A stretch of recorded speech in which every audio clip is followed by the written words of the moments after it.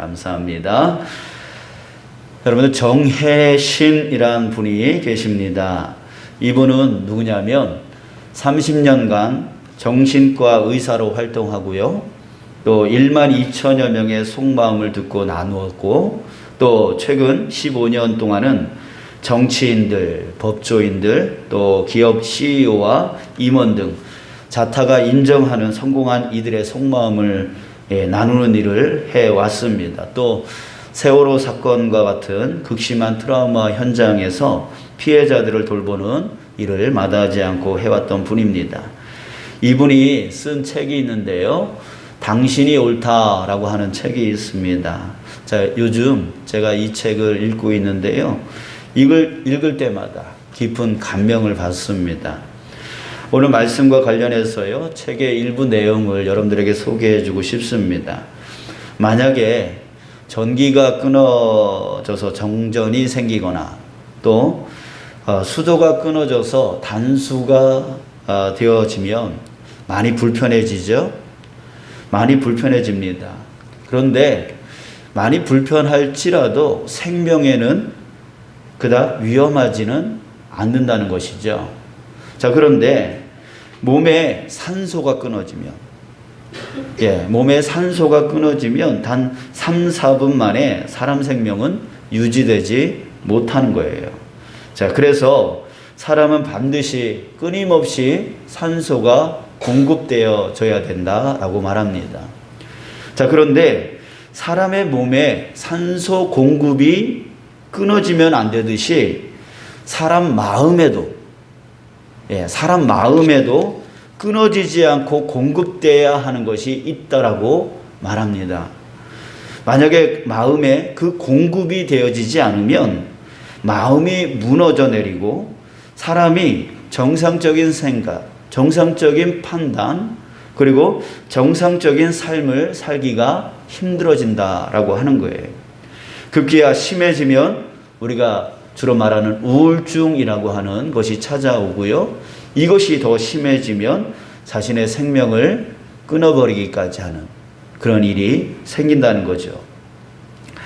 자, 이렇게 우리 몸이 생명 유지를 위해서 끊임없이 무엇이요? 산소가 공급되어지는 것이 중요한 것처럼 우리 마음, 이 마음도요, 무너지지 않게 하기 위해서 그 마음의 생명이 끊어지지 않기 위해서 반드시 필요한 그 공급이 있어야 된다라고 하는 거예요. 몸은 산소이지만 이 마음에는 무엇일까요? 바로 이 책은 말하고 있습니다. 타인을 향한 공감. 공감. 다른 사람들이 나에게 대해서 공감해 주는 것. 그것이 끊어지면 안 된다는 거예요. 그것이 끊어지면 그 마음은 무너져 내린다라고 말하고 있습니다. 즉 다시 한번 말씀드리면 내 몸에 산소가 끊임없이 공급되어야 생명이 유지되듯이 내 마음에 다른 사람으로부터 공감이 끊임없이 공급되고 그렇게 채워져야 우리는 살아갈 수 있다라고 하는 거예요. 여러분들 창세기 2장 18절에서 이것을 증거하고 있는데요. 여호와 하나님이 이르시되 사람이 혼자 사는 것이 좋지 아니하니 내가 그를 위하여 돕는 배필을 지으리라. 이 말씀을 하나님이 하셨어요. 하나님이 아담에게 또 다른 사람을 만들어 주셨어요. 왜요? 그 이유는 사람이 혼자 사는 것이 좋지 아니했기 때문에, 사람은 혼자 살 수 없기 때문에. 자, 그러면서 그를 위하여 돕는 배필을 지어주셨다 이렇게 말하고 있습니다. 자, 이렇게 사람은요 혼자 사는 존재가 아니에요. 혼자 살면 안 되는 존재예요. 하나님은 그렇게 만들어 놓으셨습니다. 그래서 누군가와 함께 살아가면서 서로 도움을 주기도 하고 도움을 받기도 하면서 살아가야 온전한 삶을 살 수 있다는 거예요. 자, 그럴 때 정상적인 삶을 살아갈 수 있는 것이죠. 자, 이 책은 이에 대해서 한 가지 예를 들어주고 있는데요. 부모와 사이가 좋지 않은 17살의 한 아이가 집에 들어가고 싶지 않은 날이면 밤마다 바깥을 배회하고 방황을 했다고 해요. 자, 그럴 때에 어떻게든 누구한테 위로를 받고 싶어서 예, 친구들한테 이 친구 저 친구에게 전화를 겁니다. 그런데 그럴 때마다 들려오는 소리는 이런 소리였습니다. 제가 좀 욕을 하겠습니다. 예, 거리에서 웬 청승이야. 집에 들어가 이 병신아. 이런 소리를 듣는다는 거예요. 자, 그 소리를 들은 이 아이는 그 마음이 어떻겠어요? 마치 그 매연이 꽉 차 있는 지하 주차장에 예, 갇혀 있는 느낌일 거라고 하는 거예요. 자, 이럴 때 그 아이에게 어떻게 말해야 산소 공급과 같은 그런 역할이 되어질까요? 여러분들이라면 어떤 말을 그 친구에게 해 줄 거라고 생각을 하십니까? 자, 이렇게 말한다고 해요. 아, 집에 또 못 들어가고 있구나. 무슨 일이 있었나 보네. 자, 이렇게 말하라고 하는 것이죠. 이 말은 그 친구에게 어떻게 들리냐면, 이 시간에 네가 집 밖을 배회하고 있다면 분명 그럴 만한 이유가 있을 거야 라고 하는 예, 전적인 이해, 전적인 믿음, 그리고 지지의 표현이라고 하는 거예요. 자, 이런 말을 들을 때에 문제 안에 있는 아이는 예, 안심을 하게 된다고 합니다. 아, 내 편이 있구나. 나를 공감해 주는 사람이 있구나 라고 하는 그것 때문에 마음이 안심되어진대요.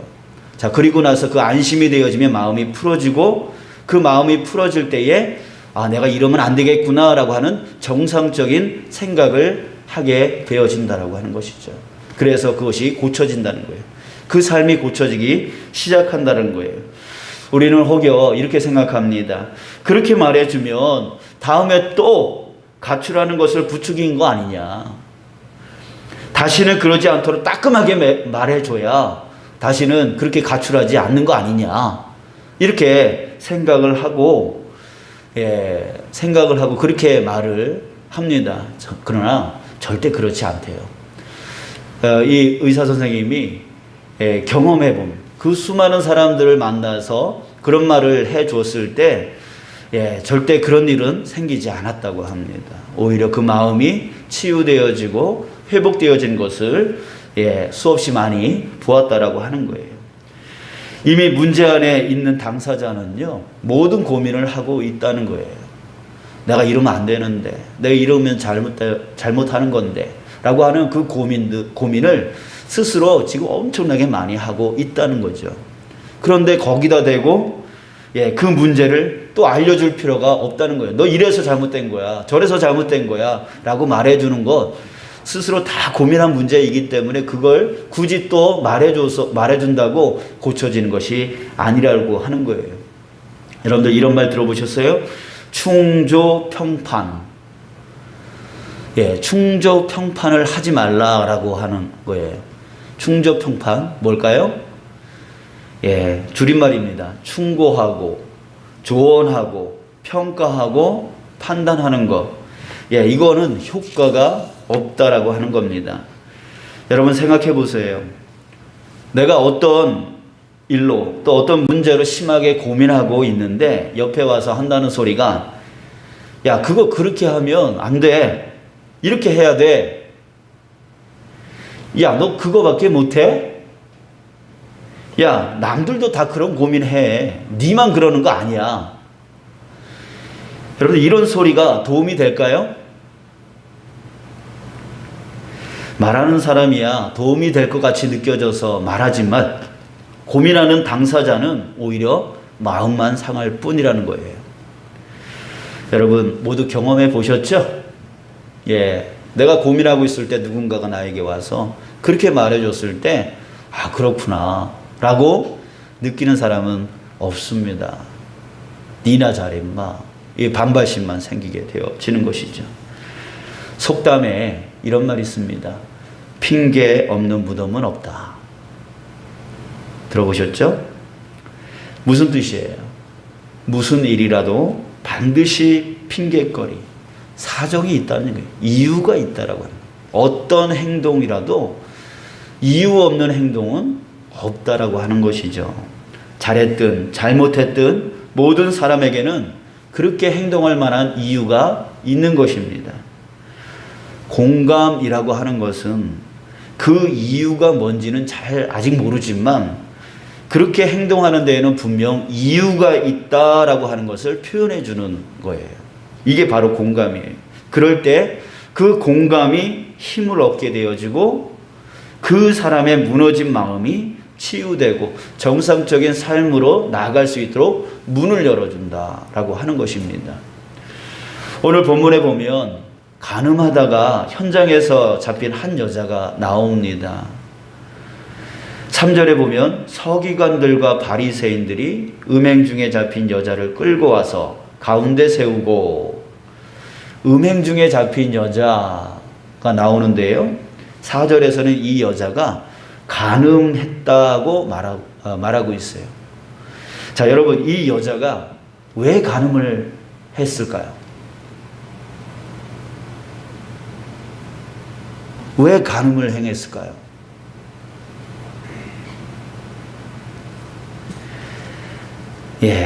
모릅니다.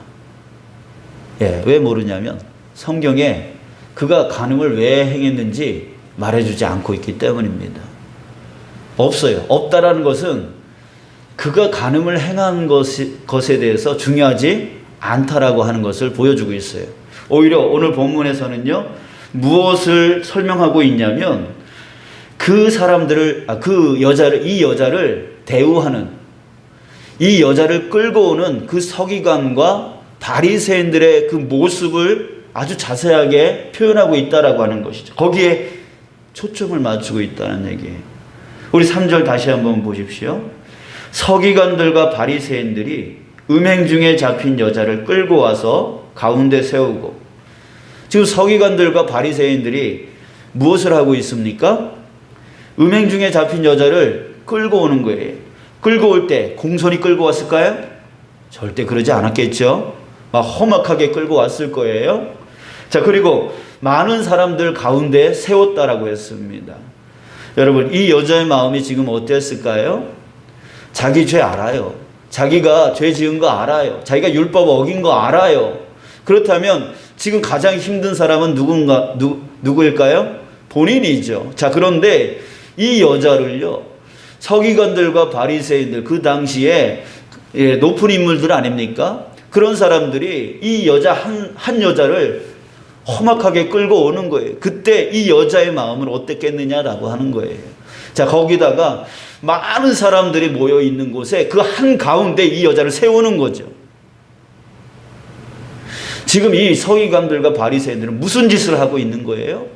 이 한 사람을, 이 한 인격체를 완전히 무너뜨리고 있는 거예요. 그 마음을 완전히 상하게 만드는 거죠.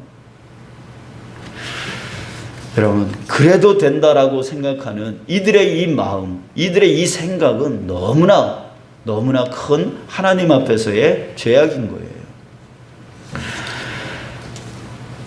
이 서기관들과 바리새인들은 이 여자에게, 야, 너 왜 그런 짓을 했어? 묻거나 들으려 하진 않아요. 모든 일에는 다 이유가 있다라고 했습니다. 이 여인이 어떤 이유에서 이런 일들을 행할 수밖에 없었는지에 대한 그 이유, 그것이 있다라고 하는 거예요. 근데 이들은 묻지 않았어요. 알려고 하지도 않았어요. 다만 예수님께 이렇게 말해요. 4절, 선생이여, 이 여자가 간음하다가 현장에서 잡혔나이다. 5절, 모세는 율법에 이러한 여자를 돌로 치라 명령하였거니와 선생은 어떻게 말하겠나이까. 6절, 그들이 이렇게 말하면 고발할 조건을 얻고자 하여 예수를 시험함이로라. 그런데 그들의 목적은 무엇이었습니까? 그들의 목적은 이 여자가 그 죄 가운데 죄를 회개하고 그 죄 가운데 벗어나서 정상적인 삶을 살아가는 데는 전혀 관심이 없었어요. 이 여자를 도와줄 그 마음은 전혀 없었어요. 오히려 이 상황을 가지고, 이 여자를 가지고 예수님을 어떻게 한다고요? 고발할 조건을 얻고자 하여 예수를 시험함이로라. 자신의 목적을 이루기 위해서 지금 이 여자를 이용해 먹고 있다라고 하는 것이죠. 여러분, 세상이 이런 거예요. 여러분, 사람들이 이런 거예요. 자기 중심적인 생각 가운데서 자기 목적을 이루기 위해서 세상을 살아가는 게 바로 우리 사람이에요. 그렇기 때문에 사람들을 이용해 먹어요. 자기 유익을 위해서 이용해 먹어요. 자기의 목적을 이루기 위해서 이용해 먹어요. 이게 바로 우리가 살고 있는 이 세상이고, 우리가 살고 있는 이 세상에 살고 있는 세상 사람들이라는 거예요. 그래서 세상에서 살아갈 때 자꾸 마음이 상해요. 자꾸 마음이 무너져요. 공감이 공급돼야 되는데 그것이 공급되지 않으니까 오히려 정죄하고 자기 목적만 이루려 하니까 사람마다 마음의 상처만 깊어져요. 사랑하는 여러분, 여러분 주변에 전적으로 여러분의 마음을 공감해주는 사람 한 사람이라도 있으십니까?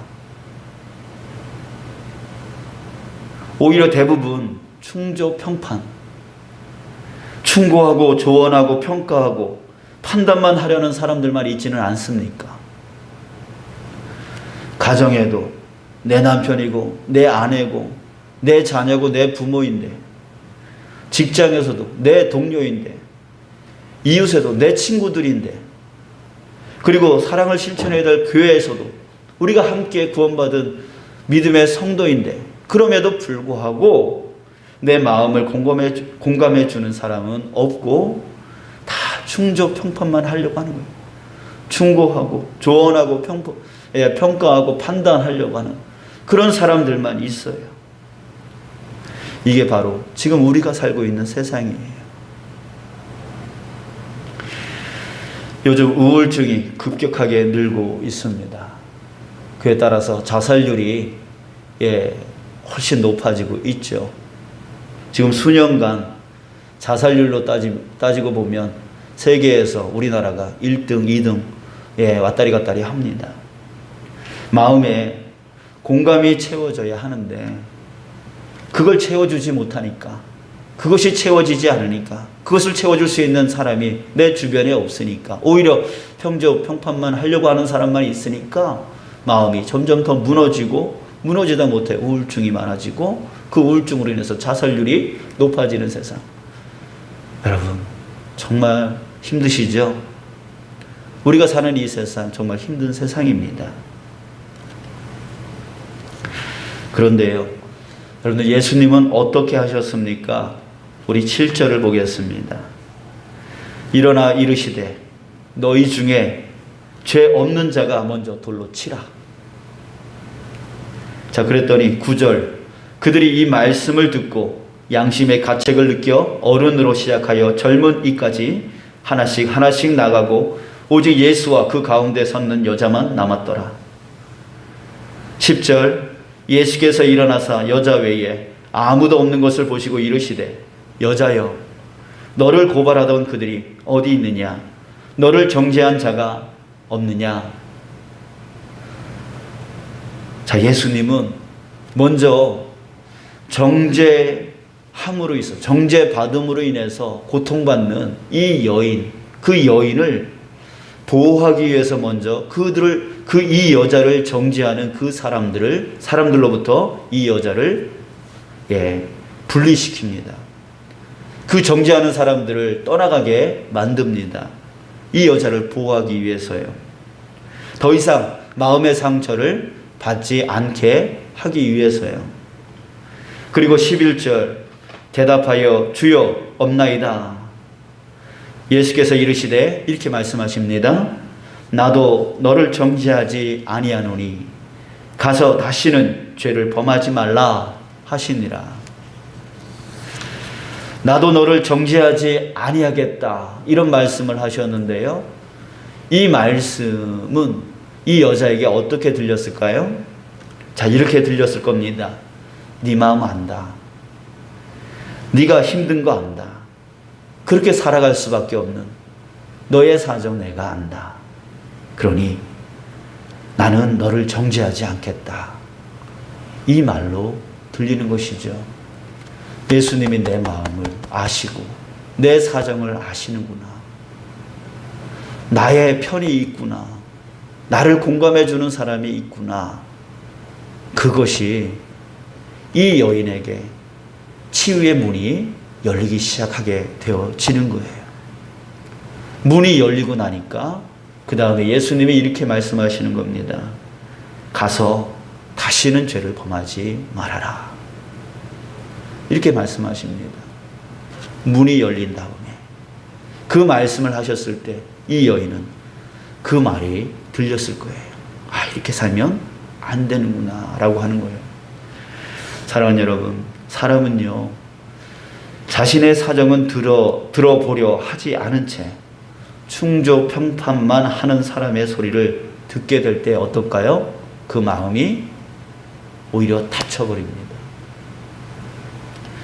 전혀 그 충조 평판이 들리지 않는 것이죠. 오히려 반발심만 생깁니다.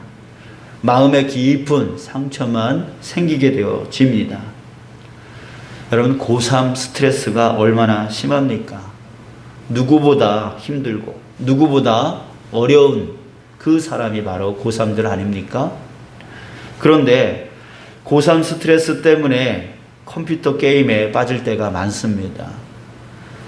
자, 그런데요, 어느 때보다도 중요한 시간이라는 거 본인이 압니다. 예, 이 시간, 이 고3 이 시간이 어느 때보다도 중요한 시간, 자신의 인생 가운데 가장 중요한 시간이라고 생각할 정도로 그렇다라고 하는 것은 누구보다도, 엄마보다도 아빠보다도 주변의 사람보다도 본인이 제일 잘 압니다. 그런데요, 그런 고민 가운데 있으면서도 그 스트레스 때문에 너무 힘들어서 안 되는 거예요. 그러다 보니 자기도 이거 하면 안 되는데 라고 하면서도 힘드니까 어려우니까 거기에 빠져드는 것이죠. 자, 그런데 그 마음은 몰라주고 부모가 이렇게 말합니다. 야, 지금 어느 때인데, 어느 때인데 게임만 하고 있는 거야? 그렇게 소리칩니다. 이것은 무엇입니까? 오히려 힘든 마음에 불을 붙여버리는 꼴이 되어지는 거예요. 오히려 더 완전하게 이탈시켜버리는, 완전하게 그 고3의 위치에서 완전히 벗어나게 만들어버리는 일이 되어지는 것이죠. 사랑하는 여러분, 우리 사람은 무엇이 필요하다고요? 공감의 공급이 필요한 자들입니다. 이 공감의 공급이 채워지지 않으면, 공급되어지지 않으면 사람은 무너집니다. 그 마음이 무너져 내려요. 상처가 채워지기 시작해요. 우울증이 생기기 시작해요. 자신의 생명을 스스로 끊어버리기까지 이르게 되어진다라고 하는 것입니다. 여러분, 우리 많이 힘든데, 이런 세상 가운데 우리가 살아가기가 정말 힘든데, 여러분, 그러나 염려하지 마시기 바랍니다. 우리의 마음을 공감해주는 그 한 분이 우리에게 영원히 함께 하시겠다라고 약속해 주고 계십니다.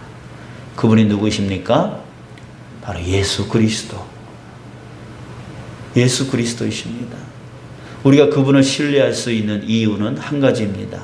그분이 나를 대신하여 자신의 생명까지 아끼지 아니하셨다 라고 하는 그것이 나로 하여금 그것을 신뢰하게 만드는 것이죠. 사랑하는 여러분, 주님께서 여러분들과 함께 하심을 믿습니다. 그럴 때 그분이 내 마음 아시고 내가 네 마음 안다. 너의 힘듦을 안다. 너의 어려움을 안다. 네가 그렇게 행할 수밖에 없는 너의 사정을 내가 안다. 나는 너를 정죄하지 않겠다 라고 주님께서 우리에게 말씀해 주시는 것이죠. 사람은 자기중심적으로 자기 목적대로 자기 유익을 이루기 위해서 나를 이용해 먹으려고 하지만 예수님은 오히려 나를 대신하여 자기의 생명을 아끼지 아니하시며 나를 사랑하여 주시는 그런 분이신 줄 믿습니다. 여러분들이 이제 여러분들 마음이 아플 때, 마음이 힘들 때, 마음이 어려울 때 우리 다른 사람들에게 공감을 달라고 외치지 마시고 우리 주님 앞에 나아가는 저와 여러분들 되시길 축복합니다. 그래서 주님 앞에 우리 이런 기도만 하잖아요. 주님 주세요. 주세요. 달라고만 하는 기도 하시잖아요. 그러지 마시고 이제 여러분들의 마음, 여러분들의 감정, 여러분들의 느낌 지금 너무 힘들고 너무 어려워요. 주님, 우리 주님과 만나서 주님께 그 감정의 힘듦, 그 마음의 어려움, 그것을 솔직하게 고백했으면 좋겠습니다. 그럴 때 주님께서 내 마음을 만져주시고 나를 위로해 주시고 나에게 공감을 채워주시고, 그럴 때 상황은, 환경은 바뀌지 않더라도 이 마음, 닫혀진 마음, 상처 입은 마음이 열리고 치유되어짐으로 인해서 오히려 그 환경과 상황을 이겨낼 수 있는 힘이 되어지는 거예요. 능히 극복할 수 있도록 되어질 수 있게 되어지는 거예요. 여러분들 주님 앞에 나아가서 여러분들의 마음, 여러분들의 감정, 여러분들의 느낌, 그것들을 솔직하게 고백하며 주님께서 내 마음을 만져주시길 위해서 기도할 수 있는 저와 여러분들 됐으면 좋겠어요. 겉으로만 보이는 그 육적인 것들, 그것만 우리 그거 채워진다고 내 마음이 위로가 되어지는 게 아니에요. 여러분들, 저 자신도 예수님을 처음 영접했을 때, 예수님을 처음 믿게 되어졌을 때 어떤 일이 일어났냐면, 하나님, 나 마음이 너무 아파요. 너무 힘들어요. 막 주님께 울면서 외쳤어요. 그럴 때 이런 음성이 들리더라고요. 얘야, 내가 너 사랑한다. 주님께서 내 마음에 그 힘듦과 어려움을 아시면서, 다 아신다라고 하면서 하는 그 말씀 한마디, 내가 너 사랑한다. 이것 때문에 제 마음이 완전히 열려버렸어요. 주님을 향해서 완전히 열려버렸어요. 그게 바로 예수님을 영접하는 거예요. 그때에 그 상황과 환경을 이겨낼 힘이 생겨나기 시작하는 것이죠. 여러분, 이제 어떤 기적이 일어나야 내가 위로받는 게 아니라 주님이 내 마음을 열어주실 때, 내 마음 안에 공감이라고 하는 것을 채워주실 때 우리는 모든 것을 이길 능력이 생기고 힘이 생기고 담대하여지고 지혜와 명철을 갖게 되어지는 줄 믿습니다. 여러분, 우리 주님 앞에 더욱더 나가서 나에게 공감의 공급을 채워주시는 우리 주님의 그 은혜를 누려나가는 저와 여러분들 되시길 축복합니다. 네, 우리 기도 함께 하겠습니다. 우리 이 시간 주님만이 내 마음을 아시고 주님만이 나에게 꼭 필요한, 내 마음 안에 꼭 필요한 그 공감의 공급을 해주시는 분이라고 했습니다. 우리 주님 앞에 주님 앞에 아뢰지 못할 것이 무엇이 있겠습니까? 그렇죠? 우리 주님 앞에 솔직하게 그 마음의 힘듦과 어려움, 우리 남자분들은 처자식 먹여 살리냐고 힘들어도 힘들다 말하지 못하고 있고, 어려워도 어렵다 말하지 못하고 있습니다.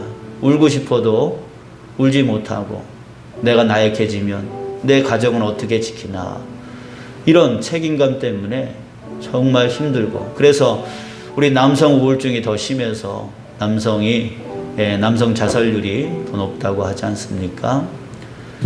우리 남자분들은 좀 내려놓고 우리 주님 앞에 마음을 좀 아랬으면 좋겠어요. 우리 여자분들도 참 가정일 뿐만 아니라 이제 직장일, 또 자녀 키우는 일, 정말 얼마나 많은 스트레스와 힘듦과, 우리 다 키워놨어도 또 결혼 문제, 직장 문제, 대학교 문제, 또 승진 문제, 정말 끝이 없죠. 한도 끝이 없습니다. 그런데 주변에서 공감의 공급을 하기는커녕 충조 평판만 하고, 네가 그렇게 했기 때문에 그런 거 아니냐, 네가 그렇게 키웠기 때문에 그렇게 되어지는 거 아니냐, 그 책임이, 그 잘못이 다 나에게 다가올 때 우리는 정말 무겁고 힘들고 어렵습니다. 우리 그 짐을 오늘 이 시간에 우리 예수님께, 나에게 공감을 채워주시는 예수님께 우리 다 고백했으면 좋겠어요. 기도하시겠습니다.